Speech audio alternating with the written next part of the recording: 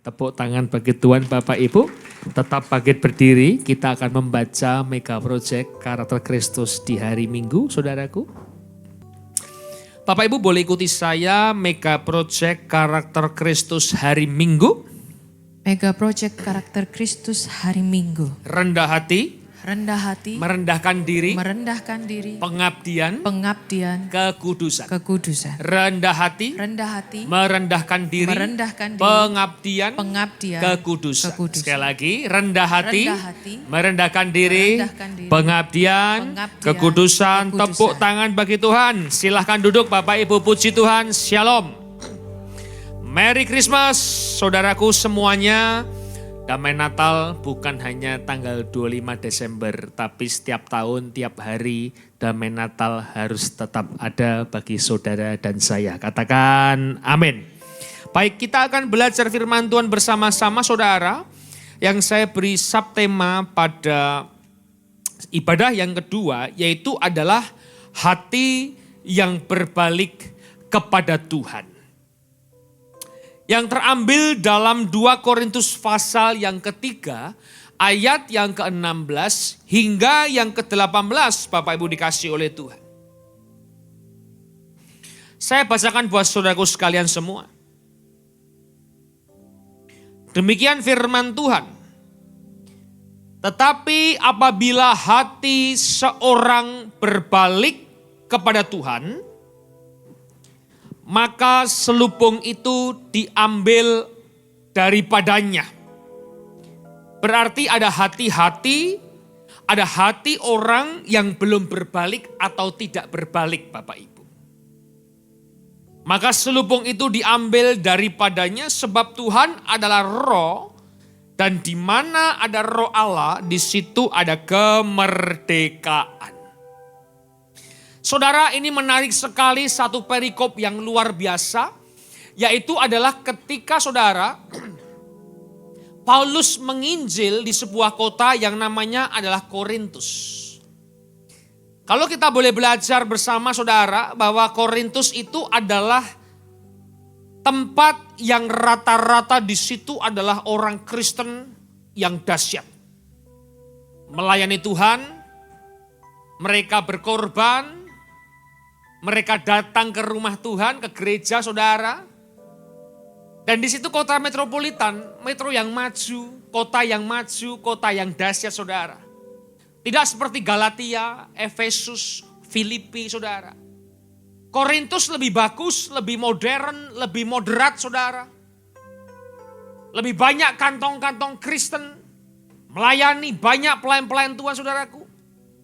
Tapi yang lebih menarik saudara, Paulus berkata bahwa kota di Korintus adalah kota yang paling susah untuk diinjili.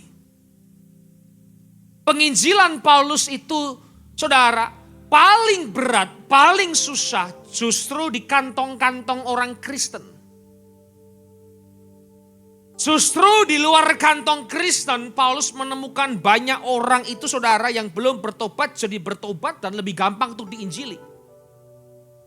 Tapi dia merasa bahwa Paulus di kota Korintus, kantong Kristen, sumber orang Kristen, banyak orang percaya Tuhan saudara, banyak pelayan Tuhan, tapi paling susah untuk diinjili. Bahkan kenapa saudara, saking susahnya, di situ saudara, bahwa terjadilah yang namanya dosa yang terbesar, yang sangat terkenal, sangat populer di Korintus, yaitu adalah perzinahan. Di situ sampai dewa-dewa saudara, itu ada namanya perzinahan sakral, disakralkan oleh kuasa jahat. Padahal kantongnya orang Kristen. Maka dia mengatakan apa saudara? Ayat yang ke-16 tadi. Apabila hati seorang berbalik kepada Tuhan.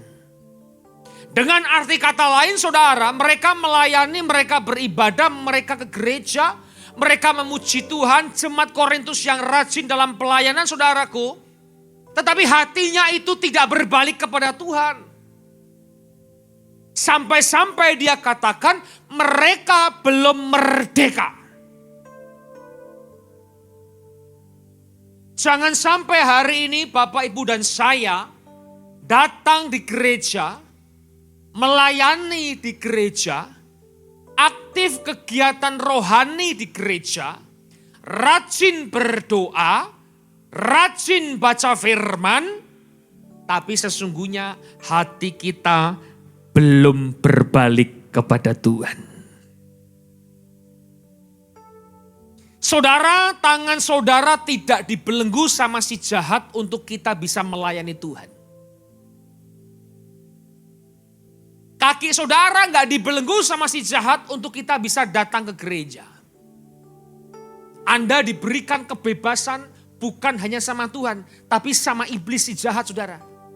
Kita nggak dibelenggu kakinya sama si jahat, kita bisa datang ke gereja. Mulut kita pun gak dibelenggu sama si jahat. Saudara masih bisa memuji Tuhan, menyenangkan Tuhan dengan ucapan bibir, dengan ucapan syukur yang keluar dari bibir kita. Kita bisa berkhotbah, bisa bersaksi, bisa menjangkau jiwa-jiwa lewat mulut kita yang dimana tidak dibelenggu sama si jahat. Telinga saudara gak dibelenggu sama si jahat, kau bisa mendengar firman Tuhan, bisa mendengar pujian yang dahsyat saudaraku. Saudara diberi kebebasan datang ke gereja sama si jahat. Tapi sayangnya apa? Tangan yang bebas, kaki yang bebas, mulut yang bebas. Tapi hatinya dibelenggu sama si jahat. Saudara gak dilarang datang gereja sama si jahat. Dipersilakan datang gereja. Dipersilakan melayani. Tapi hati saudara dibelenggu. Makanya pelayan Tuhan di mimbar, dia bisa memuji Tuhan dengan air mata yang tertetes, tapi hatinya pun tidak bisa ngampuni orang. Dia bisa memuji Tuhan di mimbar bersorak-sorak, gloria-gloria saudara, tapi hatinya penuh dengan kekecewaan. Seorang pendeta juga sama, bisa berkhotbah di atas mimbar saudara. Tapi maaf, berapa banyak pendeta mungkin termasuk saya, hatinya tidak pernah bersih di hadapan Tuhan. Saudara dekat secara mata, tapi jauh secara hati sama Tuhan. Saudara melayani di atas mimbar, saudara melayani apapun bagi saudara, musik, WL singer. Berapa banyak hati kita yang jauh dari Tuhan. Dan itulah yang Paulus temukan di Korintus. Dia menemukan bukan di luar kantong Kristen. Dia menemukan di dalam kantong Kristen dan di dalam rumah Tuhan. Maka hari ini pastikan kalau kita datang ke rumah Tuhan. Kalau saudara percaya Yesus itu Tuhan, pastikan datang dengan hati yang berbalik kepada Tuhan. Pastikan hatimu tidak dibelenggu. Hati kita harus bersih. Tidak dibelenggu sama si jahat. Ayat yang ke-18 demikian firman Tuhan Bapak Ibu. Dan kita semua mencerminkan kemuliaan Tuhan dengan muka yang tidak berselubung. Dan karena kemuliaan itu datangnya dari Tuhan yang adalah roh. Tadi kan Tuhan adalah roh. Jika roh Allah ada kemerdekaan saudara. Maka kita diubah menjadi serupa dengan gambarnya dalam kemuliaan yang semakin besar. Saudara, saya catat dari ayat 18 itu ada 4 ciri-ciri orang yang hatinya berbalik kepada Tuhan. 4 ciri-ciri orang yang hatinya tidak dibelenggu sama si jahat. Yang pertama adalah orang itu saudara mencerminkan kemuliaan Tuhan. Lewat kehidupannya dia mencerminkan terus kemuliaan Tuhan. Yang kedua adalah apa saudara? Semua datangnya dari Tuhan. Yang ketiga, orang yang hatinya berbalik kepada Tuhan diubah serupa dengan gambar akhlaknya. Yang keempat, orang yang hatinya berbalik kepada Tuhan saudara, dia akan selalu berkata Tuhan semakin besar. Tadi pagi saya sampaikan di poin yang keempat. Pada siang hari ini kita akan belajar saudara poin yang kedua. Ini khotbah seri saudara. Jarang sekali satu gereja kalau saya bikin seri itu semua dapat. Tapi puji Tuhan Surabaya semuanya dapat saudara. Yang kedua adalah berbicara semua datangnya dari Tuhan. Boleh diulangi Bapak Ibu? Lagi apa saudara? Semua datangnya dari Tuhan. Sikap hati yang berbalik kepada Tuhan adalah ketika kita sadar bahwa semuanya itu datangnya dari Tuhan Yesus. Dan saya mau katakan hari ini, saya klaim saudara, bahwa apa yang kita miliki hari ini itu semua datangnya daripada Tuhan. Apa yang Bapak Ibu punya hari ini, itu semua datangnya daripada Tuhan. Apa keadaanmu hari ini, itu semua datangnya daripada Tuhan. Gereja boleh ada, saya percaya gereja itu semua datangnya daripada Tuhan. Kita akan lihat dulu kenapa kok Tuhan Yesus itu yang mengadakan semuanya. Dalam 1 Tawarik pasal 29 ayat yang ke-11 sampai yang ke-16 Bapak Ibu. Dari 7 ayat ini kita akan melihat bagaimana kedahsyatan Tuhan kita. Yang saya buka di dalam terjemahan BIMK, demikian firman Tuhan. Engkau sungguh besar dan berkuasa. Engkau mulia, jaya, agung. Segala sesuatu di langit, di bumi adalah milikmu.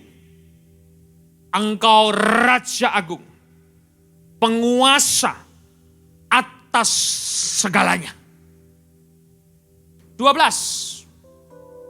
Semua kekayaan, semua kemakmuran berasal daripadamu, daripada Tuhan.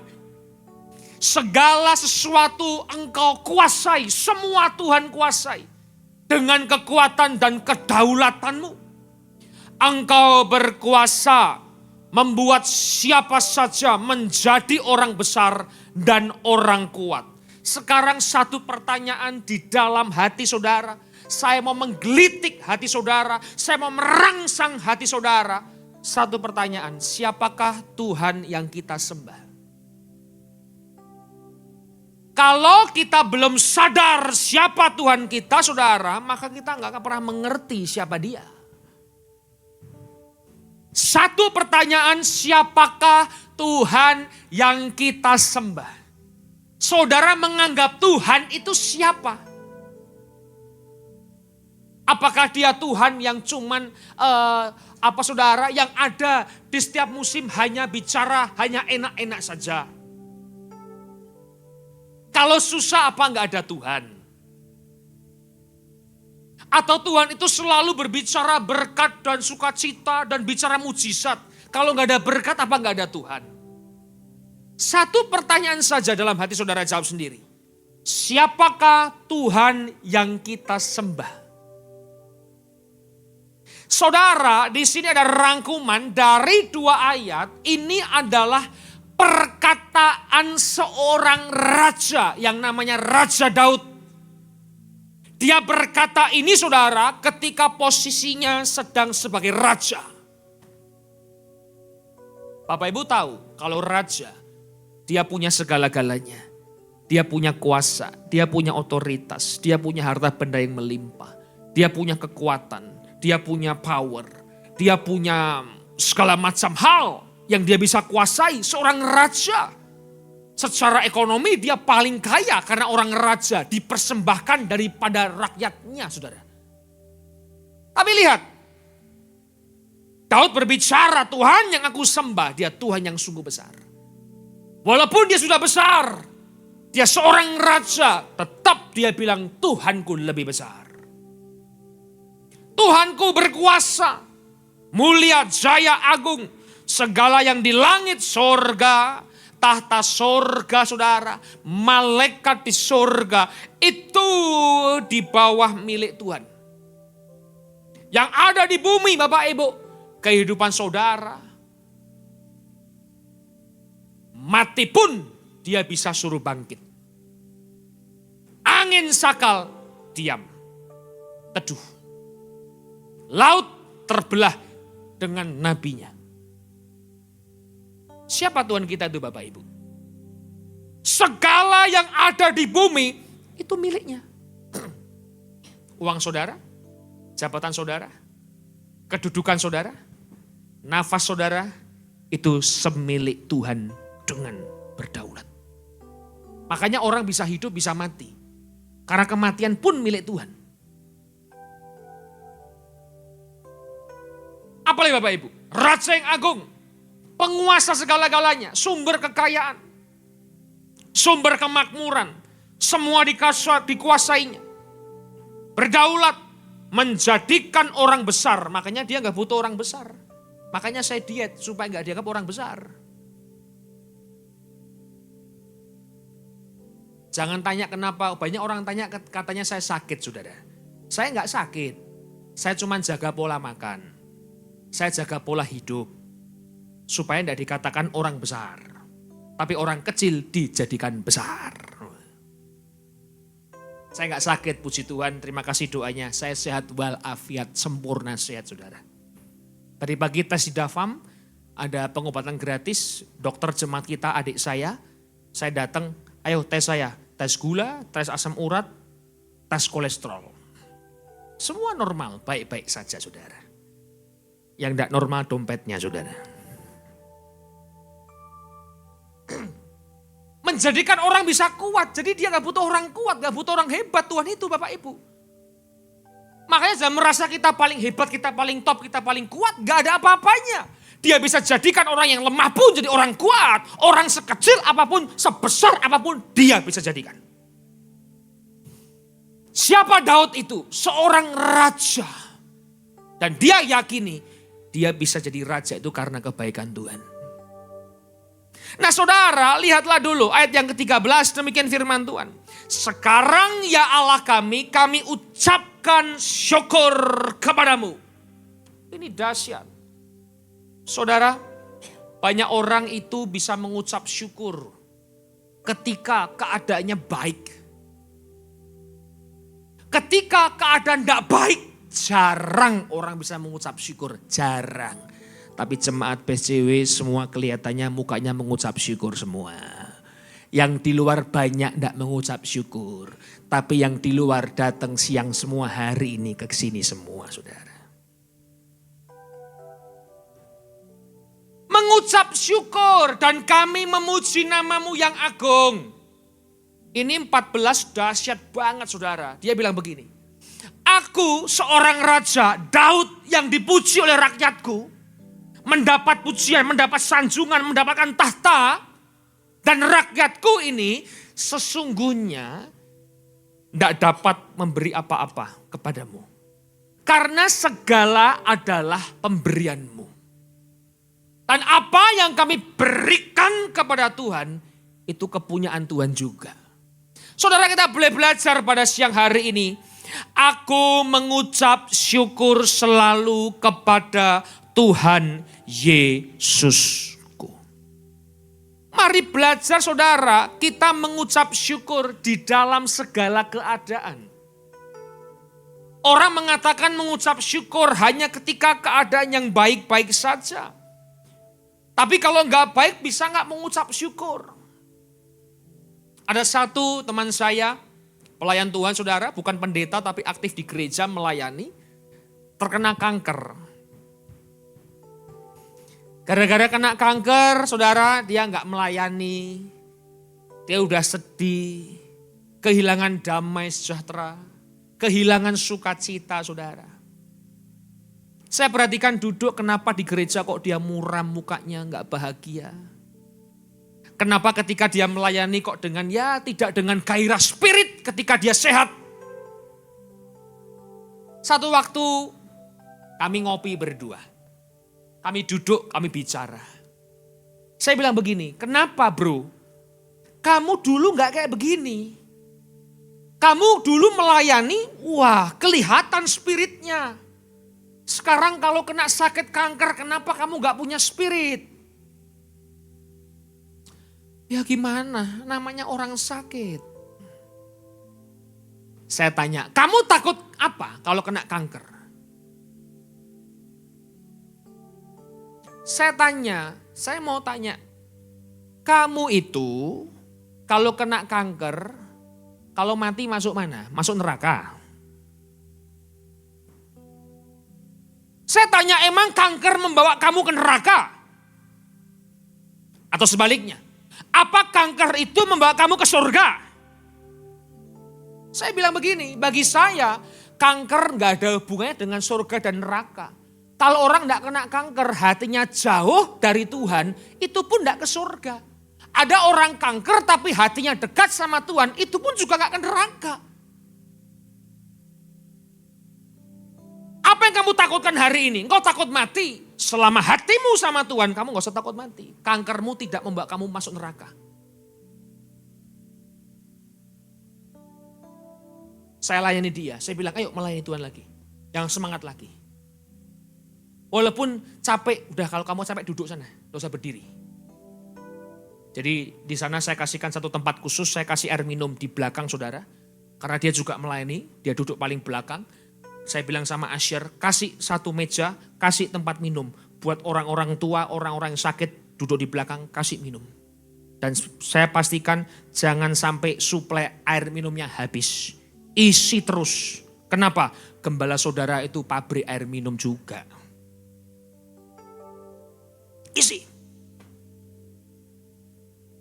Tidak ada alasan Bapak Ibu untuk kita tidak mengucap syukur. Dan Daud katakan apa? Aku memuji nama Yesus selalu Bapak Ibu. Dalam ucapannya, dalam tingkah lakunya, dalam bibirnya, dalam hatinya. Dia mau ada dosa dengan Batsheba. Ketika dia sadar, dia bertobat, dia sujud menyembah Tuhan. Dan dia katakan apa? Jangan jauhkan rohmu daripadaku.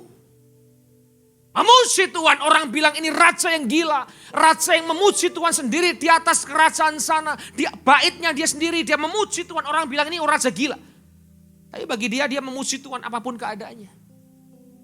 Nah secara hari ini saudara, ketika kita datang ke gereja, jangan pernah berhenti untuk mengucap syukur dan memuji kepada Tuhan. Saudara harus selalu mengucap syukur apapun keadaanmu karena Dia yang berdaulat. Ada satu alasan kenapa kita tidak boleh mengucap syukur. Karena Dia Tuhan yang hidup. Dia empunya segala-galanya. Dia punya segala-galanya saudaraku. Tidak usah kita itu berkeluh kesah jadi orang. Tetaplah mengucap syukur. Katakan amin. Yang menarik Bapak Ibu 14 dia bilang begini. Aku tidak dapat memberikan apa-apa kepadamu Yesus.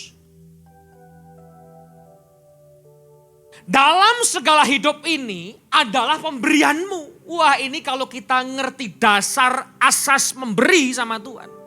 Saudara kita tidak akan pernah berhenti bisa melayani Tuhan. Banyak orang berkata begini, aku bisa balas Tuhan. Saudara maaf ya. Maaf, saudara tidak akan pernah bisa membalas kebaikan Tuhan. Walaupun kita mati seperti cara Tuhan Yesus mati. Kenapa kok begitu? Ya, kematian Yesus di atas kayu salib itu menebus hidup manusia. Tapi kematian kita tidak menebus siapa-siapa. Di situ ada blood covenant, ada perjanjian darah. Bahwa kematian Yesus menebus umatnya, kematian kita tidak menebus siapa-siapa. Maka saya mau katakan hari ini, nyawa kita mati seperti dia mati, seperti disalib sama Tuhan, tidak pernah bisa balas kebaikan Tuhan. Apalagi kita mau balas dengan uang kita, dengan waktu kita. Sorry, waktu yang kita beri karena Tuhan beri waktu kita lebih dulu. Uang yang kita beri, Daud katakan, karena engkau memberi aku dulu, yang aku berikan itu juga berasal daripadamu. Konsepnya harus berubah orang Kristen itu. Jangan merasa bisa balas Tuhan, tidak bisa saudara. Tenaga, waktu, hikmat saudara, dana saudara, itu karena Tuhan lebih dulu. Ada amin gak Bapak Ibu ini? Dia beri dulu, baru kita bisa beri sama Tuhan. Tidak ada orang bisa balas kebaikan Tuhan. Kematiannya untuk menebus dosa. Kematian Anda dan saya tidak pernah bisa menebus dosa manusia. Bisa melayani, saudara. Karena Tuhan beri kesempatan dulu dalam pelayanan, makanya bisa melayani. Makanya yang diberi kesempatan dalam pelayanan, jangan sia-siakan pemberian daripada Tuhan. Saya katakan orang yang melayani itu suatu anugerah dari Tuhan. Karena dia diberikan kesempatan sama Tuhan. Jangan ketika sakit mau melayani. Ketika susah mau melayani. Ketika diberkati, cuti pelayanan. Ketika banyak proyek, tidak mau melayani. Salah saudara. Engkau diberi dulu sama Tuhan, baru kita bisa datang dan memberikan sama Tuhan. Nah makanya konsep harus berubah semua ini. Jangan pernah merasa bisa balas Tuhan, tidak bisa. Kita mau mati banting tulang sungguh-sungguh tiap hari pelayanan Bapak Ibu, tidak bisa balas Tuhan. Kenapa kok saya dipakai Tuhan hari ini? Karena Tuhan lebih dulu memberkati hidup saya. Kenapa saya bisa melayani hari ini? Karena Tuhan lebih dulu memberikan saya kesempatan dalam pelayanan. Nah saudara dikatakan apa? Apa yang kami berikan adalah kepunyaanmu juga. Dahsyat manusia itu Bapak Ibu. Tapi sayangnya kita semua itu jadi manusia yang tidak tahu adab semua. Kita 15 dulu. Engkau tahu ya Tuhan bahwa seperti para leluhur kami pun menjalani hidup ini sebagai pendatang dan orang asing. Ini yang ngomong raja Bapak Ibu. Dia punya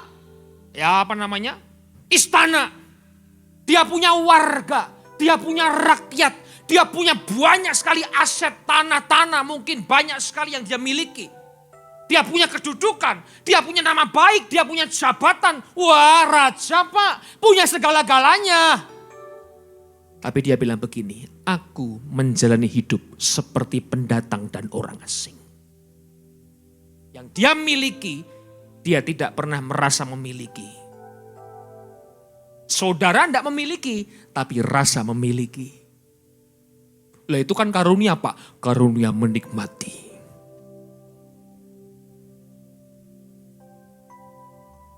Hidup kami seperti bayangan yang berlalu dan kami tidak bisa luput daripada kematian. Daud ngerti Pak bahwa kehidupan kita itu ada satu batas limit waktu tertentu. Makanya dia katakan kita adalah pendatang dan kita adalah orang asing. Kita ini pendatang dan kita adalah orang asing. Next 1. Makanya jangan sombong Pak, engkau tidak punya apa-apa di dunia ini. Walaupun kau punya banyak tanah, saya mau katakan itu titipan yang Tuhan titipkan pada engkau dan saya. Engkau punya harta berkelimpahan, itu titipan Tuhan yang diberikan kepada engkau dan saya. Kita lahir tanpa apa-apa, kita kembali pun tanpa apa-apa. Saudara baru punya emas 100 kilo saja, engkau bawa ke surga. Malaikat bilang begini, buang tuh sampah, gak laku di surga. Saya baru kehilangan emas 20 kilo Bapak Ibu. Dicuri, bukan sama si jahat. Emas saya rugi 20 kilo. Dalam 3 bulan, Mas Andre. Turun 20 kilo. Saya kehilangan emas 20 kilo saudara. Makanya jadi orang jangan pernah sombong. Kita ini hanya orang asing datang di dunia. Kata pepatah Jerman bilang begini. Wong mampir, wong dunia mong mampir, ngombe. Itu bahasa Jerman Bapak Ibu. Saudara hidup hanya mampir minum. Orang mencatat hanya 70 tahun. Ya, bonus 80. Ya ciuse, cepek, pek, jipek, sapek, sipek, enggo. Saya yakin pek enggo pun tidak mau hidup. Cukup Pak, cap Pak. Jangan nyusahkan anak cucu saya Pak. Kau cap mentok. Ya diberi tanggung jawab cepet ya puji Tuhan. Jadi ada batas waktu saudara. Yang dikatakan Yakobus pasal yang keempat bilang begini. Sedang kamu tidak tahu apa yang akan terjadi besok. Apakah arti hidupmu? Hidupmu itu sama seperti uap yang sebentar saja kelihatan lalu lenyap. Hidup manusia itu nothing, tidak ada apa-apanya. Saudara bisa hebat hari ini, engkau punya kedudukan.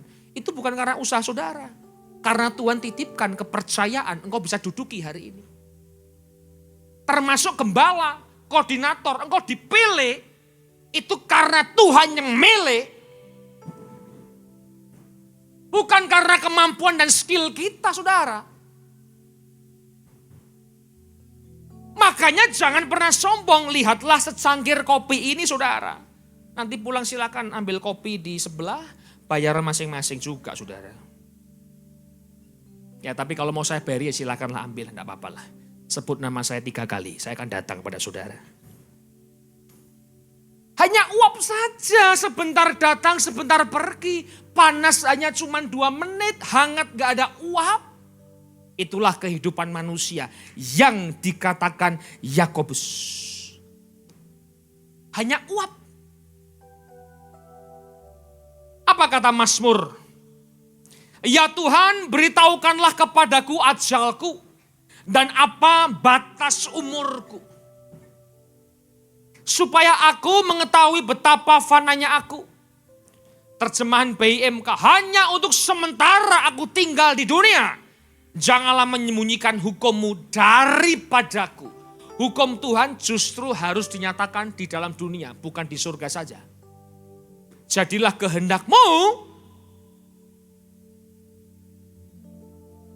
di bumi seperti di surga. Makanya berbahagialah kalau kita ditegur sama hukum Tuhan. Dikasih teguran lewat firman Allah, saudara. Karena di surga udah gak ada teguran. Di surga itu orang pilihan yang benar-benar sudah teruji di dalam dunia itu. Makanya saudara, semua itu hanya bicara waktu saja. Saudara nanti akan meninggalkan orang kesayanganmu dan akan ditinggalkan orang kesayanganmu. Hanya kita gak ngerti kapan. Itu kairos Tuhan yang hanya mengerti hanya Tuhan saja. Orang tidak ngerti, saudara. Teman kami minggu lalu baru pergi dari rumahnya pergi ke Adiasa. Meninggal maksudnya, saudara. Di usia 43.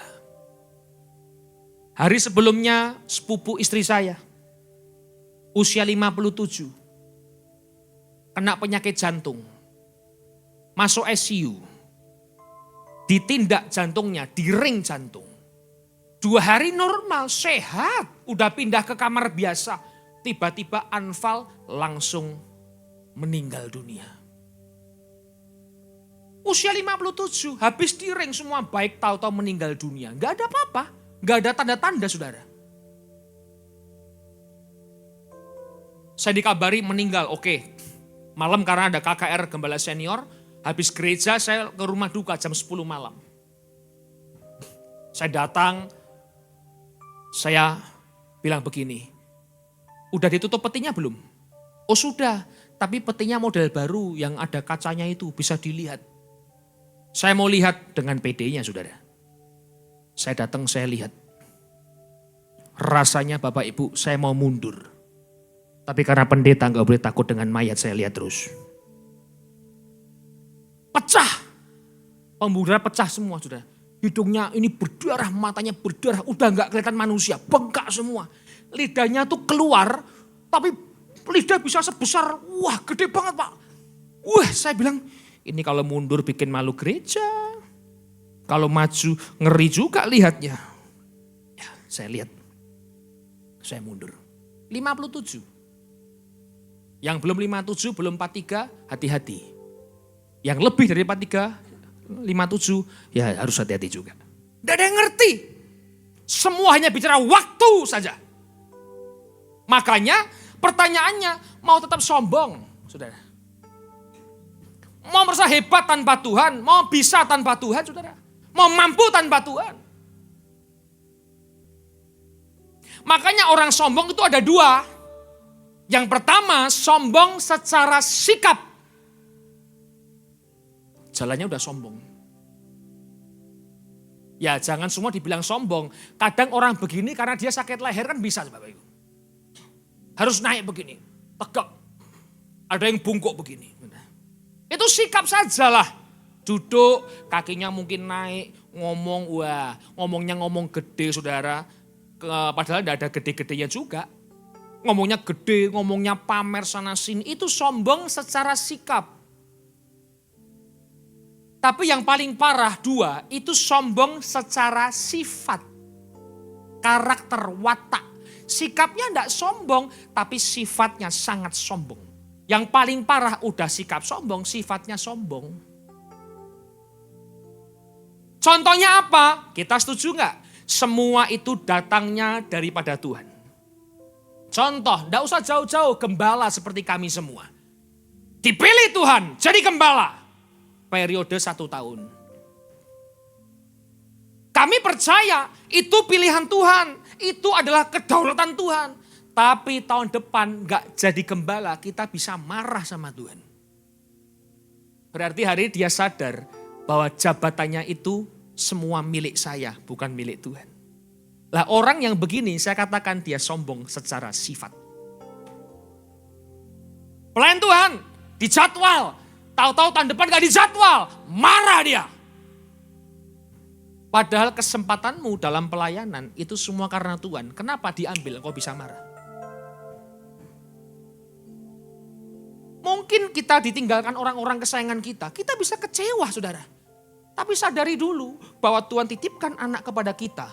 Itu anak juga pemberian daripada Tuhan. Terlebih banyak pelayan Tuhan. Gak usah bisa jemaat deh. Pelayan Tuhan banyak. Sombong secara sifat. Kelihatan kok Pak. Saya ini sebelum jadi pendeta saudara. Saya ini adalah pelayan mimbar. Dari umur saya itu sudah main musik dari mungkin umur 5-6 tahun saudara. Saya itu di mimbar, saya ngerti orang yang sombong dan orang yang tidak sombong, saya ngerti. Udahlah pemusik mukanya kok pura-pura gak dengar khotbah saya semua singer-singer ini. Ngerti, saya pelakunya. Ayo main musik ya. Oh iya, berapa jemaatnya? Oh cuma 50. Oh iya. Tapi hatinya sombong. Cuman jemaat 50, mainnya ala kadarnya aja. Berapa jemaatnya? 5.000. Sudahlah, jangan bohongin dirimu sendiri pemusik. Saya ini pelakunya, tapi di Best Surabaya tidak ada. Kalau tersinggung ya berarti masih hidup, puji Tuhan. Sudahlah ngerti Pak, sandiwaranya pelayan Tuhan altar di mimbar tuh kayak apa? Aduh ngeri. Kalau saya nggak lihat Tuhan mungkin saya udah kecewa sama Tuhan. Karena gereja Tuhan itu sangat munafik dalamnya semua.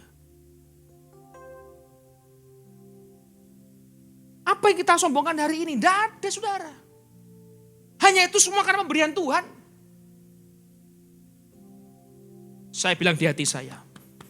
Tolong jaga hati saya Tuhan. Supaya saya nggak boleh sombong secara sifat dan sikap. Melayani itu bukan sebuah rutinitas, tapi tanggung jawab. Tidak ada yang sombongkan hari ini, uang saudara. Tidak ada yang sombongkan saudara. Semua pemberian daripada Tuhan. Kesehatan, saya buktikan. Teman saya, atlet sepeda, atlet menembak. 20 tahun tiap hari olahraga, tiap hari. Ini orang Jakarta. Story-nya lari, sepeda bisa 200 kilo, lari bisa half marathon, bisa full marathon saudara. Sehat, kurus, kering, wah berarti fitness. Collab juga, tahu-tahu jantung sek mati. Nggak ada saudara. Nah kita teruskan dulu. Ayat yang ke-16. Ya Tuhan Allah kami, semua barang berharga ini kami kumpulkan di sini untuk mendirikan sebuah rumah bagimu. Supaya kami dapat menghormati namamu yang suci. Tetapi semuanya itu kami terima daripadamu. 2 kali ngomong Daud ini Bapak Ibu. Ini penekanan.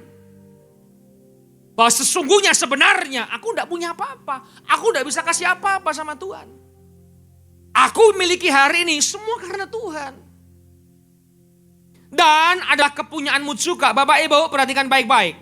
Apa yang kita kerjakan hari ini harus menjadi rumah bagi Tuhan. Rumah Tuhan bukan berbicara gedung gereja. Makanya saya bilang, kekristenan itu bukan sebuah agama. Kalau konsep kita Kristen hanya agama, salah. Kekristenan itu sebuah kehidupan. Orang Kristen terjebak di agamawi.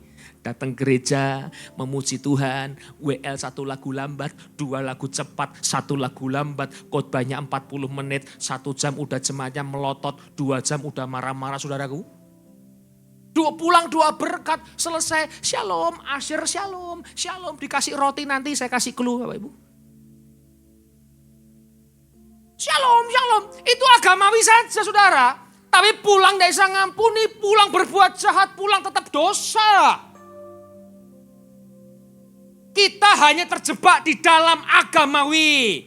Kekristenan bukan agamawi, kekristenan adalah sebuah kehidupan. Datang gereja, kalau kita sadar kita dosa, engkau pulang harus lepaskan dosa saudara. Itu Kristen. Makanya rumah Tuhan saudara bukan hanya gereja. Di mana kaki kita berpijak, jadikanlah itu rumah bagi Tuhan. Katakan amin. Kita melangkah di pekerjaan, jadikan kantormu itu sebagai rumah Tuhan juga dong. Kita di keluarga, memijakkan kaki kita di keluarga, jadikan rumah tangga Bapak Ibu itu juga rumah bagi Tuhan. Gereja bukan hanya cuma gedung gereja. Engkau di rumah tangga pun itu adalah rumah Tuhan Bapak Ibu. Makanya banyak pendeta khotbah di sini saudara. Ya bukan di sini lah, maksudnya banyak orang Kristen, banyak pendeta juga ya. Pinter khotbah, di belakang istrinya tuh badut lagi khotbah itu. Badutnya lagi pakai topeng. Cuman cuap. Nanti istrinya pakai story bilang begini, gua tunjukin badut lagi khotbah tuh. Jangan WL top di gereja saudara. Suaminya, tuh lihat mami tuh. Di gereja mulutnya kayak Roh Kudus. Di rumah mulutnya kayak roh halus. Anak muda di gereja melayani Tuhan. Wah dahsyat. Kemarin ya sejarah saudara. Bagi saya itu sejarah. Itu impian dari gembala kita sudah lama sekali. Kita tidak ngundang siapa-siapa. Ya orang-orang biasa semua. Orkes-orkes juga yang biasa-biasa saja terkenal oke lah. Saudara, itu sudah penuh. Kemarin kita siapkan kursi 650 saudara. Itu yang di luar berdiri masih banyak. Di samping masih banyak. Itu pun Tuhan kirim banjir. Kalau nggak kirim banjir nggak cukup tempatnya. Jadi banjir musibah atau bersyukur dah. Orang bilang banjir musibah. Ya dalam hati kasih saya bersyukur dikasih banjir. Tempatnya itu penuh. Enggak saudara bercanda. Jangan serius saudara. Sejarah Pak. Kita menikmati alunan melodi. Menikmati daripada alur cerita drama-drama. Langsung saya sebelah Pak Feki bilang begini. Tahun depan bikin film. Bikin film, bikin banyak drama. Nanti siap-siap ya Jumat Agung. Nah, ini saya kasih clue lagi. Selain roti saya kasih clue. Saya kasih Jumat Agung, perayaan worship night Imlek, kita bikin yang spesial. Oke, Natal bikin lagi. Oke baik Pak. Saya bilang Pak ini tahun belum selesai Pak. Udah bilang tahun depan aja. Saudara, rumah bagi Tuhan bukan gereja. Tapi di mana kakimu berpijak, jadikan itu sebagai rumah Tuhan. Makanya saya rindu pelayan Tuhan di gereja bes. Maaf, apalagi jemaat Tuhan di gereja bes. Jangan cuma jadikan gereja ini sebagai rumah Tuhan. Engkau pulang tetap jadikan rumah Tuhan di mana kakimu berpijak. Daud, aku dirikan rumah bagi Tuhan. Dimanapun kakiku berpijak. Supaya apa? Nah ini yang terakhir. Supaya saudara, kami menghormati Yesus lebih dari segala-galanya. Artinya apa? Saudara, kalau kita tidak menjadikan di mana kaki kita berpijak sebagai rumah Tuhan, maka sebenarnya Anda dan saya tidak menghormati Tuhan loh. Pengkhotbah jago di mimbar, di rumah busuk dalam rumah tangganya, dia tidak pernah bisa menghormati Tuhannya. Singer WL pemusik, maaf. Kalau kita di mimbar hanya bisa dengan talenta-talenta kita keluarkan. Tapi di rumah kita gagal jadi bapak rumah tangga yang baik. Ibu rumah tangga yang baik. Sorry, Anda tidak menghormati Tuhan. Jangan hanya menghormati Tuhan di rumah Tuhan, di gereja saja. Itu yang saya rindukan 2 bulan ini saudara. Saya sungguh-sungguh diberikan rema sama Tuhan banyak sekali mengenai hati. Jaga hatimu dengan segala kewaspadaan. Ketika sukses jangan bikin malu nama Tuhan. Ketika kita tidak sukses jangan bikin malu nama Tuhan. Makanya tidak ada yang lain Pak, sudahlah. Manusia berhenti berbuat sombong, semuanya itu datangnya daripada Tuhan. Kesimpulan. Hati yang berbalik kepada Tuhan, Tuhan berdaulat atas semuanya. Mengucap syukurlah senantiasa Bapak Ibu dalam keadaanmu, mau sakit, mau kanker, mau sakit pusing, sakit mual, sudahlah. Sehat pun mengucap syukur sama Tuhan. Memuji selalu nama Tuhan Yesus. Aku udah dapat beri apa-apa sama Tuhan. Yang aku berikan itu pun semua pemberianmu. Jadi tidak ada konsep membalas Tuhan, tidak bisa. Nyawa kita disalib, ditusuk lambung, dimahkotai duri, tidak bisa balas kebaikan Tuhan. Kematiannya buat menebus manusia, kita mati tidak menebus siapa-siapa. Semua pemberianmu, semua kepunyaanmu, kita adalah pendatang dan orang asing. Nanti pulang, jadi ingat Bapak Ibu, sementara saja kita hidup, semua bicara waktu. Jadikan rumah bagi Tuhan, dimanapun kaki kita berpijak, supaya nama Yesus dihormati lebih dari segala-galanya. Bangkit berdiri, Merry Christmas, tepuk tangan bagi Tuhan kita. Haleluya.